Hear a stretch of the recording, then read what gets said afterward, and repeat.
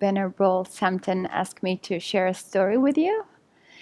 And I don't know if you know, but we had a couple of earthquakes in Mexico City a few months ago.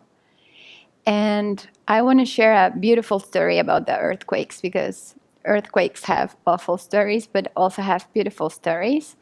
And mine, I think, is beautiful. And that's why I think it's worth sharing with all of you.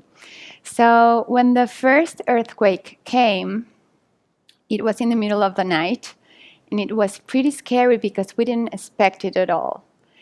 So I just woke up with my husband, and we have 2 children, so we ran to our children's room, and we were there really without knowing what to do. And when the earthquake finished, we just grabbed them and ran out downstairs. We live in a 5th floor.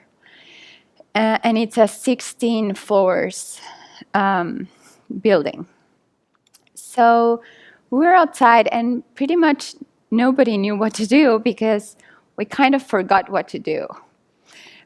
We didn't practice what we were supposed to be doing, on an earthquake. So a week after, we were celebrating the 30th anniversary of a very huge earthquake that happened in Mexico City, where a lot of people died, a lot of buildings fell. So on this anniversary, we usually have a rehearsal of what to do when an earthquake comes. This rehearsal was about 11 a.m. I was by myself in my apartment when the alarms started ringing, and I said, okay, I'm going to do this because I need to know next time.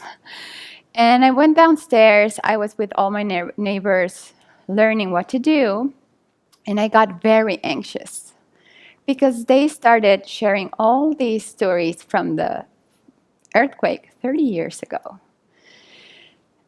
Some of them were very sad, and I got so stressed and anxious, so I went up, and I suddenly felt the urge to sit down and meditate. I felt the urge because I was so anxious, and I said, okay, I need to sit down. So I sat down and I did Vajrasattva practice. And it was so helpful because I felt like all the anxiety was like, whew. And I felt so good at the end that I just wanted to stay there longer, just breathing, that feeling after meditation, a good meditation. And my alarm clock started ringing, like, you have to go and pick up your son, so stand up and go. And I said, 5 more minutes. No, I'll just go. So I walked 5, I went to get my car, which is 4 floors under the ground. And I went out, and just 2 minutes after, started shaking really hard. I was driving, and I was like, whoa. And I was shaking because it was so strong. And I saw all these people coming out of their cars and out of the buildings. And I got so scared. But at the same time, I was calm. It was a weird feeling because my mind was clear because of the meditation. And a few minutes after, I got my son, and I had to make a lot of decisions that day, important decisions, because my husband was downtown and all the streets were jammed, and my daughter was at school, and I had to pick her up, but I have my 1-year-old son with me, and I didn't want to take him into traffic. I didn't know what was going to happen.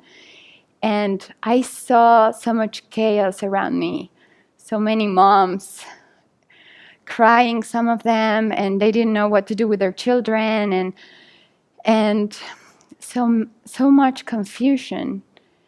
And thankfully, for me, it was different because of that meditation session.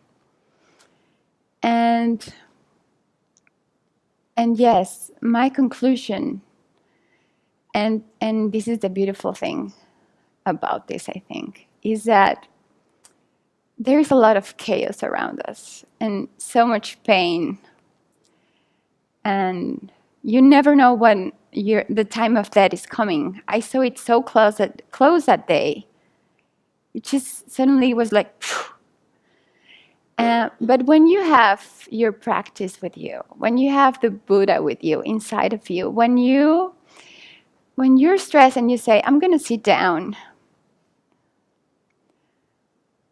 everything is different. And I'm so thankful because I met the Dharma. And I'm so thankful because I have this beautiful tool in my life that aid me in a moment when I needed to be calm and clear because I have two little children and because I needed to be calm and clear to aid the people around me. So thank you to the Buddha and the Dharma and the Sangha.